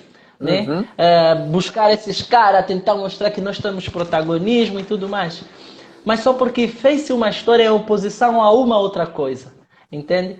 E quando uhum. nós produzimos um conhecimento em oposição a outro conhecimento, a gente está a usar as mesmas categorias. Bom. entende? Não estamos fazendo um conhecimento em relação a outro conhecimento. Uhum. Acho que você quer falar, pode falar. Não, é que eu fixei aqui na minha cabeça para perguntar depois, porque a partir dessa ideia de produzir um conhecimento, não numa perspectiva de oposição, aí depois a gente vai caminhar, que eu acho que a gente seria interessante fazermos, ainda aqui uma passagem rápida, mas falar um pouquinho desses 8 volumes que a Unesco produziu, que eu acho que eles já estão operando Tá. nessa lógica dessa não oposição, mas um resgate para avançar para outras leituras. Então, Sim. isso Eu, eu fiz. assim, é que durante muito tempo a gente nos encontra reacionário de uma produção de conhecimento. Uhum. E, e isso, até inclusive na contemporaneidade, ainda é o nosso desafio. É avançar na produção do conhecimento, deixar de ser reacionário e passar a ser produtor mesmo de conhecimento, entende? Isso. Uhum. Porque na minha concepção, Emiliano, talvez não esteja claro para todo mundo, na minha concepção, o tempo do panafricanismo foi legal, sabe, estamos a pensar em uma história de continuidade. Então, Sim. a época de ser reacionário foi muito legal porque colocou uma espécie, uma bofetada na cara, entende? Tá, só para Ah, localizar, que acho que seria interessante você frisar quando começa essa ideia de um panafricanismo, que aí fica mais uhum. tranquilo para te pensar outras ideias. Então, nós podemos pôr aí, vamos dizer, a partir do século XX, no século XVIII praticamente já tinha várias vozes, ainda que solitárias, né? Uhum. Mas aí no século XX, precisamente, é que começa a surgir mais precisamente o panafricanismo, que vai desembocar na luta de libertação africana e na própria organização africana, né, na ONU, Isso. Que em antes, 1963. isso, antes era OUA, Ou a Organização. Organização das Isso, Nações Unidas, né? isso. Então, aí, a partir dessas ideias panafricanistas, de certa forma, é que vai surgir esses caras aí, o Muammar Gaddafi. E engraçado que foi o Muammar Gaddafi quem propôs a ideia de uma África unida. Né? E o Muammar Gaddafi, Boa. para quem não conhece, é o cara que foi morto pelos Estados Unidos, tido como terrorista da nação, né? Mas foi Uhum. o cara que trouxe a ideia de uma nação, Organização das Nações Unidas, que vai ser colocado em Addis Abeba, né? Isso. Acho que é a capital da Etiópia, uma coisa Aham, dessas. aham. Etiópia mesmo. Então, essas manifestações aí que começaram, de certa forma, tiveram lugar nas Antilhas, Estados Unidos, né, nessa região toda aí, ah, acabou impulsionando muitos outros movimentos, como o próprio movimento dos direitos civis nos Estados Unidos, né, Uhum. os movimentos contra a apartheid na África do Sul e vários outros movimentos, né? Então, o que eu penso é que eles foram úteis para mostrar que o projeto ocidental de modernização não é um projeto que pauta-se pela vida, mas é um Uhum. projeto que pauta-se na exclusão do outro, no Uhum. apagamento do outro, na violência, e logo é um projeto suicidário, de certa forma, é um Uhum. genocídio contra uma determinada parcela da população. E Uhum. seja uma violência contra ou um genocídio contra a humanidade quanto a não humanidade, né? Porque Uhum. também eles acabam sucumbindo os espaços, os locais e tudo mais, né? Uhum. Então, até nesse momento foi legal. Mas o grande problema que se dá, a crítica que se dá pensando atualmente, é a busca de uma unidade africana acabou desembocado, de certa forma, no apagamento das particularidades africanas. Sim. Entende? Uhum. A Uhum. busca de uma união africana, uma unidade africana, uma África única, é Uhum. que desembocou, de certa forma, na ideia da África como um país. Tanto é Uhum. que o próprio Hegel, tem um texto dele, o filósofo Hegel, falava da África como um país, né? Que esse país africano é inferior a demais civilizações e tudo mais. Então, isso é uma das críticas que se faz. Outra crítica que vem, inclusive, o Achille Mbembe vai fazer, seja na crítica da razão negra, seja nos outros textos dele, é a ideia de trabalhar com categorias ocidentais, como, por exemplo, A partir do panafricanismo levou ao nacionalismo e a partir do nacionalismo levou os estados socialistas africanos. Uhum. Mas a gente não acabou com a opressão, com a exploração, com a expoliação, com a dominação, com a submissão do sujeito, com o apagamento do outro. Entende? E as categorias ou a luta panafricanista do anti-imperialismo, anti-ocidentalização, anti-europeização, anti-eurocentrismo, anti-cristianismo, todos esses antis não foram, ou anticapitalista, não foram suficientes para poder criar um Estado diferente do que a gente almejava. Tanto é que, por exemplo, a nação Angola, passado anos e anos, muita gente fala melhor era no tempo do colônio do que hoje. Isso. Está a entender? Uhum. Por quê? Porque trabalhamos com a mesma ideia e a mesma concepção, as mesmas categorias de Estado, de nação, categorias de população, de povo, de comportamento. Trabalhamos, nas ciências tem dito, trabalhamos com os mesmos binômio do eu e o outro, sempre nesse binômio, nessa dicotomia e nessa única fala, né? Um poder autoritário, uma fala autoritária, eurocentrista, que não contempla as outras formas ou as múltiplas formas de ser, né? O multiculturalismo. Eu acho que eu também tenho crítica ao multiculturalismo, mas beleza. Tá, bom. Eu acho que nesse sentido, eu penso que enquanto, digamos assim, pensando a partir do contexto de nascimento, né, que a gente está pensando em 1955 até 1963, você tem uma forte efusão de nações africanas se tornando independentes. Então, consequentemente, se os meios de produção eram a partir de uma perspectiva de colônia, eu acho que nesse processo de se unir para agora construir, trocar aqui fones que a bateria está quase. Tá me ouvindo? Tô ouvindo. Tá, beleza. Vamos ter que falar assim, porque esse negócio de iPhone, que é a mesma entrada, não é muito bom. Falando de anti-imperialismo e falando de iPhone, né? Beleza, mas vai. Tem que comprar os telefones do Ruanda. Não. Isso é continuar a economia nos países africanos. Aí a gente... Tá, mas continuando. Então, eu acho que no contexto de nascimento dessa ideia de panafricanismo, ou OUA, como era antes, uma organização da unidade africana, eu acho que fazia todo sentido para aquele momento. Que você está tendo uma fusão de independências e, consequentemente, os meios de produção eram sobre essa dependência do colonizador. Então, está tendo toda uma reestruturação política das nações africanas. Então, faz sentido construirmos uma unidade até como forma de subsistência dessas nações. Eu acho que, nesse sentido, as críticas que a gente faz hoje, talvez é no sentido de estruturar-se um projeto político e, à medida que a história foi avançando, não se fez um trabalho de repensar como esse projeto iria, quais os efeitos, vamos assim dizer, colaterais desse projeto. Como se pensa, digamos assim, uma Angola que, de certa forma, é diferente da África do Sul. Como pensar uma Angola que é diferente do Congo? Ok, somos unidos, mas quais são as coisas que também constituem uma certa conexão entre essas nações? Eu acho que talvez faltou essa análise, essa releitura, e que isso é que gera crítica sobre esse pensamento panafricanista. Mas que, para o contexto da época, na minha opinião, pelo menos foi muito necessário, né? Muito necessário. Talvez faltou esse acompanhamento do processo histórico. Cara, isso não há dúvida da necessidade do panafricanismo.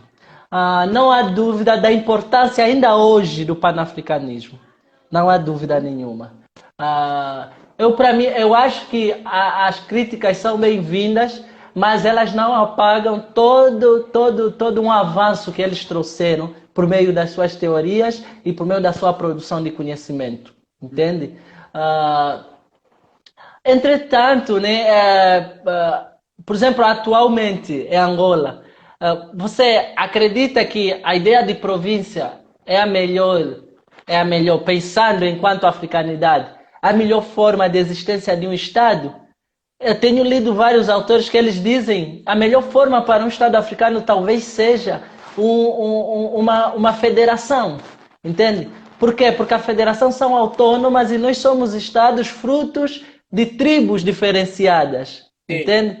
sim. Então, a ideia do Estado, enquanto, conforme está colocado hoje, talvez, se nós pensássemos a nível de africanidade, não seria a melhor concepção de Estado conforme está hoje, entende?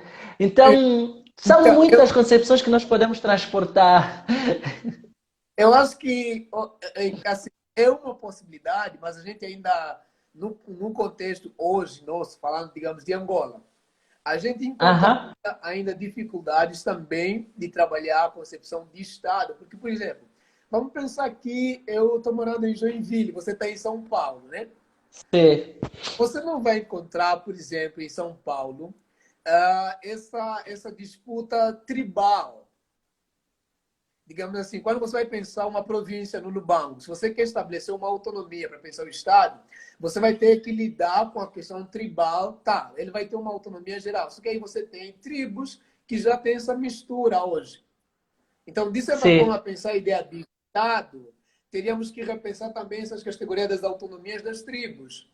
Que tipo de Sim. tribo, que representações culturais vão reger esse contexto, essa cidade, esse estado? Porque também, tipo assim, dentro do Lubango, por exemplo, a gente já tem uma junção de etnias diferentes. Por Não, exemplo, sim, a gente teria que rever toda uma categoria, né? isso, então, seriam muitos fatores para a gente reestruturar até pensar essa ideia de uma questão de federalismo para Angola. Então, eu não sei Sim, mas hoje. eu estou pensando, não no sentido de buscar uma originalidade, é no sentido de trabalharmos com o que nós temos, né? Por exemplo, eu trouxe aqui um exemplo, em um processo que estávamos a fazer Angola. Quando é que nós estávamos a fazer Angola? Com a Constituição angolana, 2010. Foi logo É, aí. Não agora que ele já colocou. E agora a gente ainda pode questionar. A gente ainda pode questionar porque a gente só teve, a gente ainda não tivemos uma revisão constitucional. Entende? Então, isso reverbera, de certa forma, em várias áreas. Não só, seja na política, a forma de fazer política, na cultura, sim, na linguística. isso. E aí eu queria, só para não me perder, puxar um pouquinho, né, dentro da historiografia, a história geralmente trabalha com várias fontes, mas parece que nos fizeram crer que só a escrita é a única fonte credível. Entende? Uhum, Porque uhum. e isso talvez não se aplique muito em contextos africanos, entende? A dificuldade de entender a historiografia africana é precisamente por isso, porque nos fizeram crer que a história começa a partir da escrita e se começa a partir da escrita. Mesmo eles nos dizendo que a história tem suas fontes e a escrita é uma delas, nós não Aham. acreditamos que a escrita é uma delas, nós acreditamos que a escrita é a supra-fonte. E a Verdade. documentação é a suprafonte. Se não tiver documentação, se não tiver escrita, não há história. E muita gente, inclusive, não acaba mestrado, não acaba doutorado, não acaba nada. Por quê? Porque não encontrou, por exemplo, a documentação, ou não encontrou uma coisa, sabe? Sim, Então, a gente tem que se reinventar. O Kizerbo é burkinabe, né? Ele é de Burkina Faso, o historiador Kizerbo. Ele vai falar isso. O historiador africano tem que ser criativo.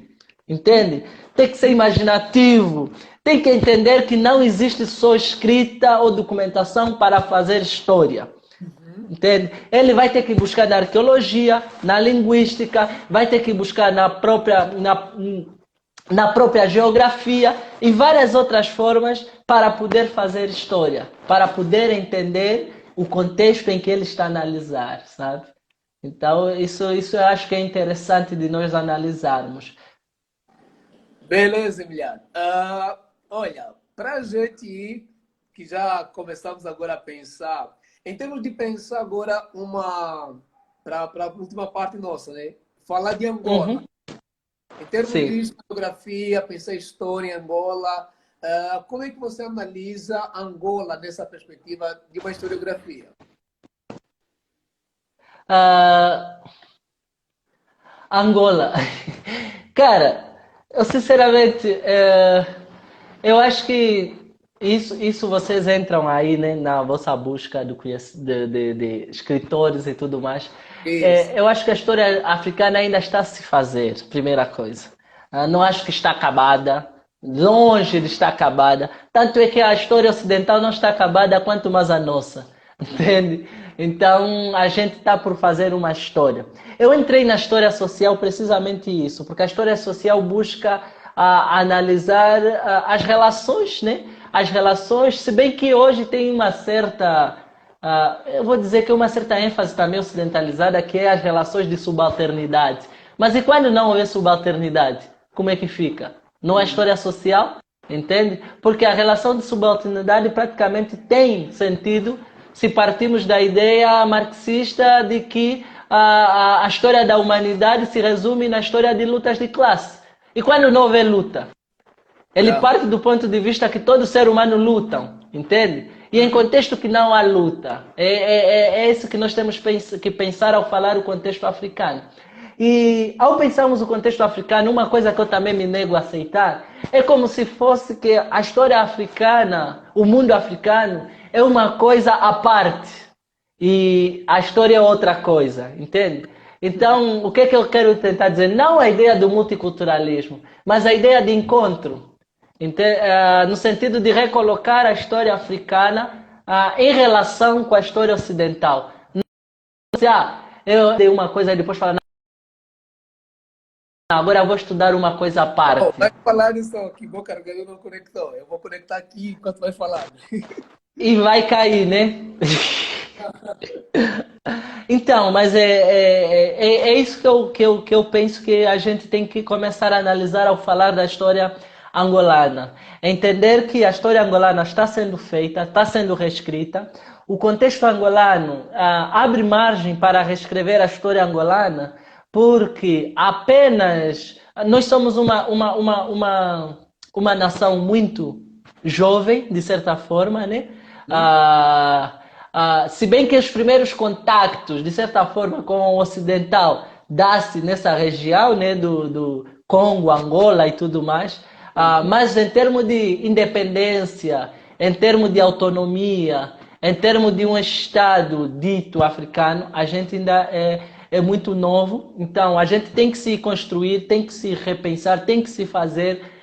Uma coisa que se critica aos historiadores angolanos é que estão muito preocupados simplesmente com a época dos nacionalismos, das revoluções, estamos a falar do século XX, que alguns historiadores vão dizer é uma data jornalística, né? Por ser muito moderno, e poucos preocupados com, por exemplo, o século XVII, o século XV, o século XVI, que é crucial para nós entendermos as conjunturas do século XIX e século XX, entende? Tanto é que se nós procurarmos documentações escritas, e muitos por isso que não vão mais a fundo na história em termo cronológico, por causa dessa escassez, de certa forma, de documento. Mas por que que a escassez de documento se torna um problema? Porque eles partem do princípio que a escrita e o documento é a supra-fonte da história. E com isso acabamos não entrando nesses meandros da história do século XVII. O Guilherme, eu não sei se está na live, mas ele estava na outra, é um amigo que eu fiz aqui na Unicamp, e ele está a pesquisar Angola no século XVII. Entende? E ele está a analisar as guerras africanas, as guerras pretas africanas, que é uma guerra que aconteceu aí, aí no reino do, vamos dizer, reino do Congo, mas praticamente é Angola, né? Que ele vai analisar uma historiografia aí do Cardonega. Uma outra colega que está a pesquisar o século XVII está a pesquisar sobre a Kisama no século XVII. E quando ela me falou, estou pesquisando o Kisama no século XVII, ou quando alguém me falou que está pesquisando as guerras pretas de Angola, cara, eu não fazia a mínima noção. Eu pensei que eles estavam a falar Angola, mas me pareceu que ele está a falar tipo desses movimentos religiosos que tem a matriz africana que fala sobre a matriz de Angola e que eu não achei que estava a falar de Angola, cara. Então ainda temos muitos desafios. Aham. A Não, gente tem que emergir nesse meandro da história, temos que buscar a nossa história para dar autenticidade do que queremos falar no presente. E com isso, de certa forma, contribuir, inclusive, na nossa historiografia. A nossa historiografia ainda é muito capenga. Nós ainda só temos uma historiografia a partir do ponto de vista do MPLA. Seja a nossa historiografia da guerra, a nossa historiografia nacionalista, a nossa historiografia de nação. É tudo ainda uma historiografia de uma única mão, que é da mão do MPLA, e, entende? Então, eu acho que a historiografia vai dar um passo importante quando o Savimbi não ser mais descrito nos currículos escolares como o inimigo da nação, entende? E não, colocar o Savimbi também como o pai, o artifício de uma nação angolana, em pé de igualdade com o de Roberto e com o Mário Pinto de Andrade, o Pinto de Andrade ou o Agostinho Neto, sabe? Quando ele começar a ser colocado nessas vertentes e construir uma historiografia conjunta, porque eu sou dessa época e ainda muitos dos meus irmãos estão a estudar essa história. É que o sim, Savimbi é que é o causador da guerra. A UNITA é a vilã da nossa história. isso. Entende? Tem um livro, inclusive, o Savimbi, O Lado Errado da História. É bom analisar, estudar também esse livro, que dá um outro viés sobre a historiografia africana, entende? Quando você começar a pensar o Savimbi dentro desses cabeças dos nacionalistas como Kwame Nkrumah, você vai começar a entender que a nossa história está a começar a ter algum caminho. Mas enquanto isso ainda estamos capengando, irmão. Boa. Eu acho que é muito interessante isso. Ontem tava discutindo, acho que com o Tuzolano, que ele veio aqui em casa, e a gente falou um pouquinho dessa questão, de tentar pensar, porque isso desemboca até nas questões políticas de Angola. Então, você não tem como pensar um processo, digamos, de eleição como a possibilidade de uma troca enquanto essa narrativa continuar sendo reproduzida. Não, não Então, temos, não. e o ideal que se criou dessa perspectiva do MPLA, o lado do bem, e a UNITA, o lado Uhum. do mal, e, consequentemente, os outros partidos alternativos hoje ainda são relegados a esse lugar. Então, não temos como hoje pensar numa perspectiva até de uma democracia, por exemplo, no país. Então, Não. tem vários viés, muita coisa a se pensar sobre isso, que, de fato, um contributo de uma história de Angola, de historiadores angolanos, a escrever e repensar o nosso contexto, seria muito significativo para uma reeducação nas várias instâncias dessa, digamos, do processo formativo nosso. Sim, com certeza. Eu acho que a historiografia africana, ou a historiografia, inclusive em outros contextos, nos ajudarão a construir a nossa própria historiografia angolana, entende? Por exemplo, vamos começar a entender, por exemplo, o Ruanda teve a questão de discussão entre Hutus e Tutsis, que é proveniente, de certa forma, de teorias raciais, né, semitas, de outros tempos que desembocou no genocídio de Ruanda. A própria briga de Moçambique, Renamo, e qual é Renamo e agora esqueci o outro movimento que está no poder. É de certa forma também fruto de várias outras falas, outras concepções entre tradicionalismo, passado e futuro. Entramos para o contexto angolano. Se nós não analisarmos essas histórias, não vamos perceber que quando todas as eleições, mas é todas as eleições, trazer o discurso de que o MPLA trouxe a paz é um atentado à própria paz. Entendeu? Até aqui o nome do partido, outro, Frelimo. Frelimo, obrigado. Renamo e Frelimo, obrigado. Então, quando a gente não conseguir entender isso, que buscar esses discursos do passado, de uma autotonia, inclusive angolana, que, por exemplo, se por um lado o MPLA fala que a UNITA é a vilã da história, a UNITA, por outro lado, traz o discurso que o MPLA são estrangeiros, né? Esse é o E, discurso. aham, Então, essa ideia de autotonia e estrangeirismo cria, de certa forma, o que aconteceu no Ruanda, que é a questão também da luta entre autotonia e estrangeirismo, entendeu? Um repúdio ao outro.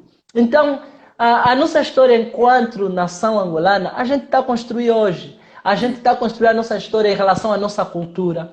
porque ainda nós não sabemos muito aspectos da cultura. Nós ainda temos dificuldade, por exemplo, em entender a questão dos ovilamo, a questão das samacacas, a questão o lugar do efico, do equenge. Temos dificuldade em entender isso. Isso também é história, entende? Então, ainda nós temos dificuldade em usar a nossa língua nacional. Temos medo de usar a nossa língua nacional. Coisa que, por exemplo, a África do Sul ultrapassou. Ou a África do Sul, acho que falam, na própria Constituição lá diz que tem 11 línguas nacionais. A nossa Constituição, a gente tem português, é a língua oficial português.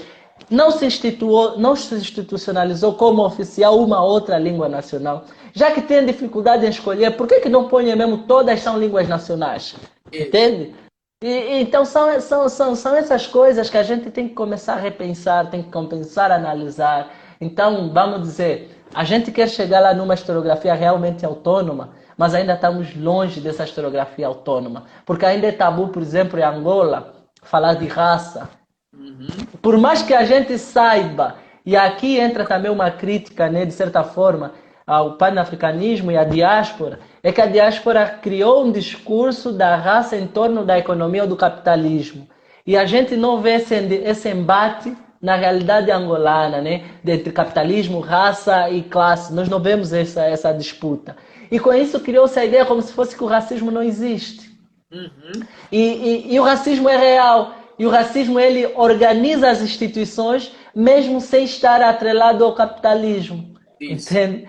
Então, ao fazermos isso, ao ligarmos o racismo ao capitalismo, como se fosse que só existe racismo onde houver um capitalismo histórico, quando chegamos no contexto africano, nós não conseguimos ver esse capitalismo histórico. Até tem um amigo que ele gosta de brincar comigo, ele diz, nós não somos capitalistas, nós somos capitalizados, né?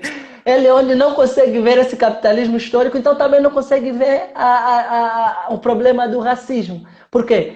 Mas quando ir nos meandros, ir no a fundo, vai perceber que o capitalismo está a organizar a nossa instituição, está a organizar a ideia de família. Tanto é que é normal as mães falarem, epa, vai casar com alguém para melhorar a família. Não é isso? Então, melhorar vai desde a economia, questão do estética, questão de cor, quem vai casar. Então, tá entendendo? Então, a ideia de que a cor dá um certo status é visível e é comum no contexto africano. Mas se você vem, por exemplo, com o livro que eu trouxe, Teologia Negra, é um absurdo, entende? Aqui não tem racismo, para que discutir racismo? Percebe? Mas você olha que racismo está em tudo. O Orlando, dado aqui, citando o grande pensador africano, Gulonda, ele discute um pouquinho isso na dissertação dele de mestrado. Ele faz um relato de uma cena, de uma experiência dele com um amigo mesmo, que ele estava, eu não vou lembrar bem, mas vou parafrasear, que acho que eles perderam um amigo, mais ou menos assim, e quando ele questiona o amigo, por que o amigo acabou meio que acho que suicidando? Ele disse, acho que, sei lá, parece que uma branca lhe traiu. O Orlando então, pensar essas questões, sabe? Cara, quando a gente era jovem, até hoje, a ideia de você chegar com uma namorada branca, nossa. Então, isso é muito presente, só que, claro, a gente não tem ainda acesso à ideia de dar nome a essas questões.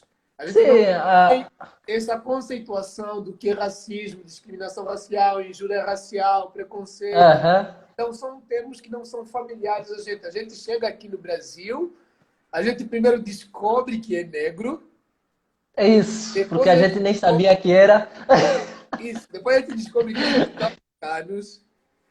Aí, depois começa a descobrir que, afinal, poxa, aquelas coisas que tinha lá no meu país, afinal, era racismo. Então, mano, é esse baque, né? É esse baque, de certa forma, que a diáspora tem dado para o continente africano, né? Porém, é um baque que tem desembocado num anti-imperialismo e uma análise, de certa forma, superficial, porque não percebe que as categorias anti-imperialistas elas sobrevivem, né? Inclusive dentro de categorias que a priori você pensa que é africana, né? Eu E, acho que o Julius Nyerere, ele é um nacionalista da Tanzânia, né? Ele percebeu, por exemplo, que o socialismo não era um anti-imperialismo, porque muitos estados nacionalistas pensaram que ao colocar um estado socialista, automaticamente estão aí contra o imperialismo, né? Exemplo é a música que o Abel trouxe a vez passada, né?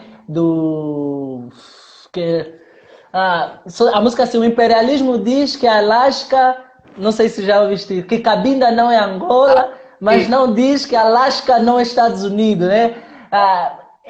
Eles se opõem ao imperialismo capitalista, mas não se opunham ao imperialismo socialista, entende? E o tanzanês, né, esse cara, o Júlio Nyerere, ele percebeu isso, que ele colocou um socialismo africano, que é o Jama, né? O Jama era uma forma de conectar o socialismo ao comunitarismo tanzanês, né? Tanzaniano, acho que é assim que se diz.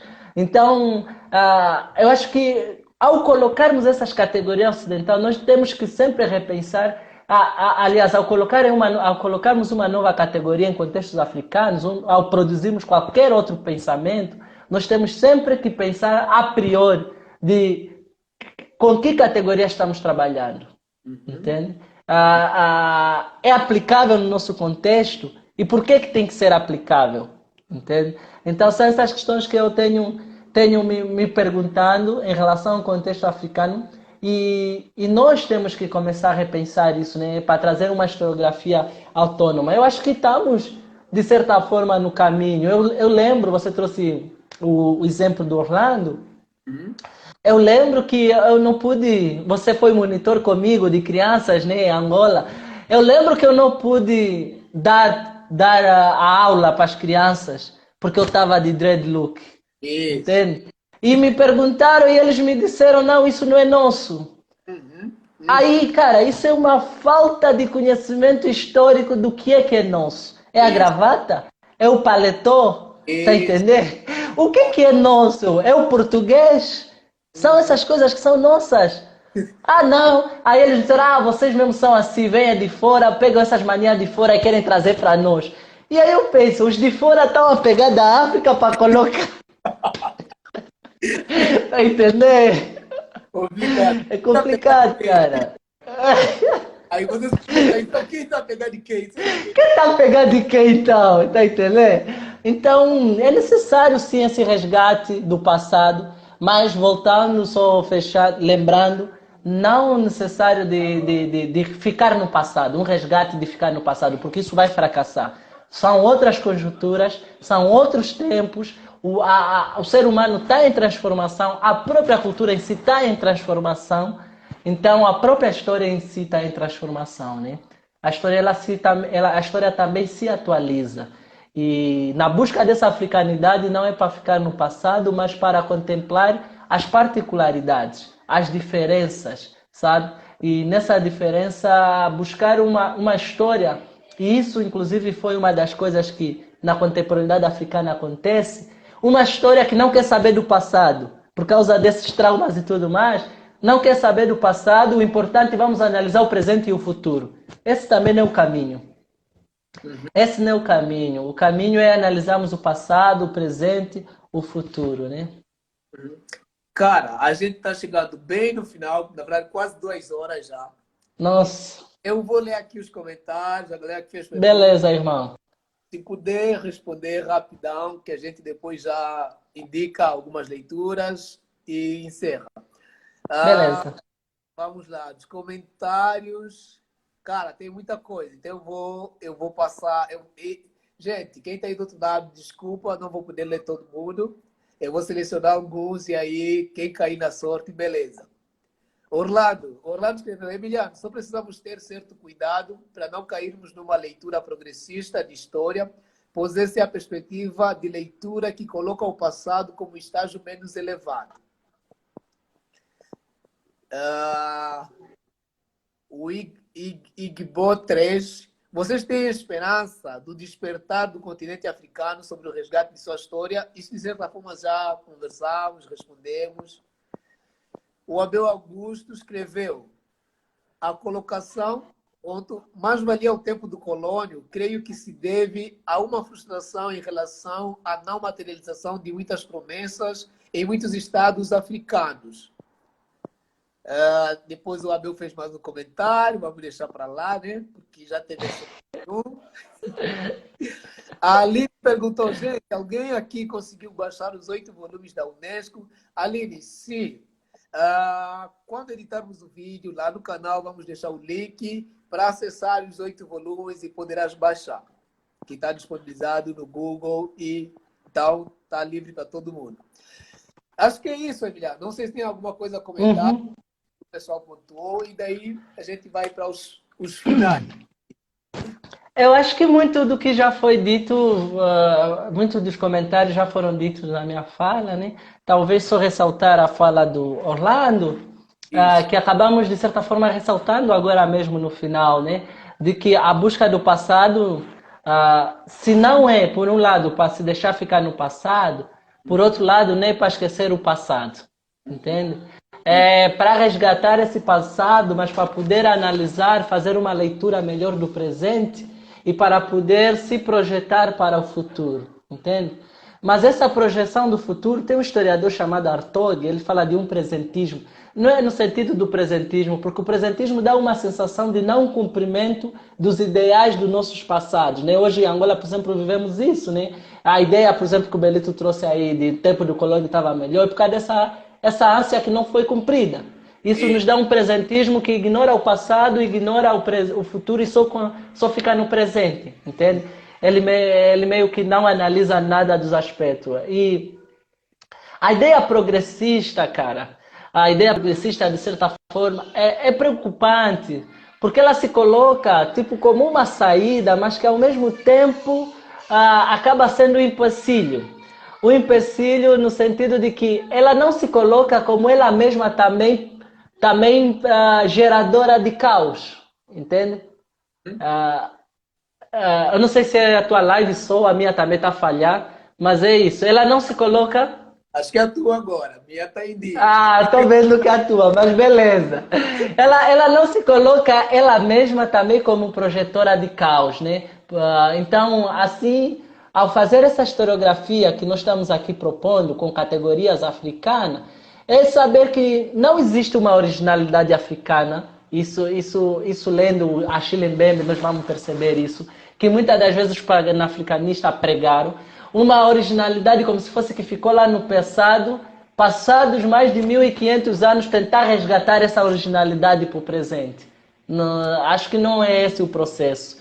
O processo é de olharmos para o passado, vermos, por exemplo, os grandes impérios, dizermos que existiram esses grandes impérios, existiu o pensamento, existiu forma, maneira de vivência, existiu maneira diferente de estar e de ser no mundo e que talvez nos ajude a pensar a nossa maneira diferente de ser e estar no tempo presente, a fim de irmos num outro lugar que não seja o lugar hegemônico, eurocêntrico, ocidentalizado, né? Excludente do outro, né? Acho que é mais ou menos isso que eu queria aqui pontuar. Estar sempre atento às novas categorias progressistas, seja categorias decoloniais, seja categorias...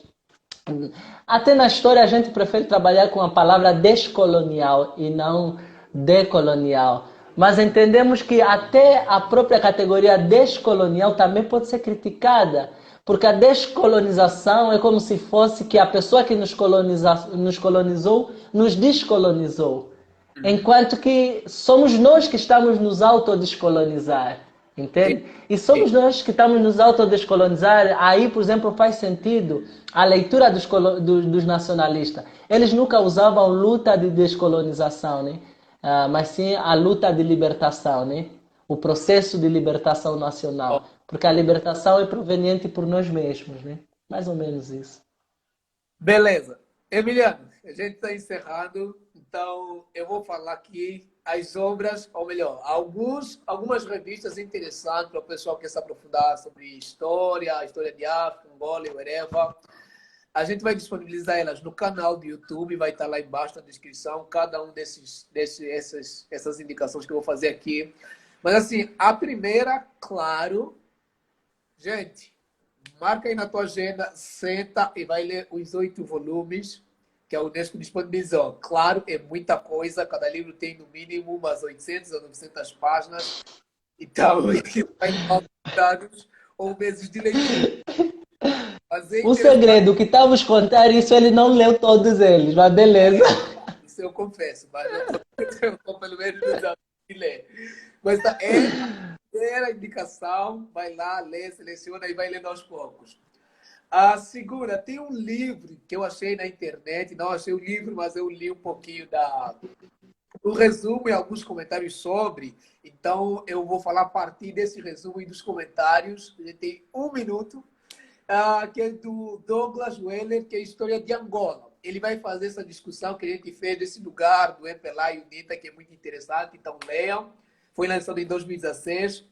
Tem a revista África, que é a revista de estudos africanos da USP, tem um monte de coisa sobre África. A revista Sanfona também, é só botar lá no Google, revista Sanfona, que fala também a questão de história da África e os estudos diaspóricos, muito interessante.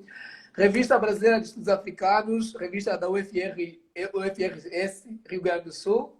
O Laboratório de Estudos de África também, e a revista África e Africanidades. Essas são as revistas que vocês podem ler e se aprofundar um pouquinho mais. Emiliano, temos 56 segundos para encerrar. Então, Cara, tem esse livro aqui, História da África Negra, Boubacar Keita. Tem esse, Elike Ambokolo, acho que é crucial para entender a história da África Negra. Esse decolonialidade também é importante para fixar algumas coisas, né? Só porque no campo da sociologia. E claro, tem o meu livro, Teologia e África Negra, onde vamos falar também o protagonismo do continente africano, de protagonismo a não protagonista da sua história. E tem vários outros, cara, que é o Kizerbo, o Mvenge, tem vários outros na história da Unesco que dá para dar uma leitura. E, claro, a Chilembembe e Apia.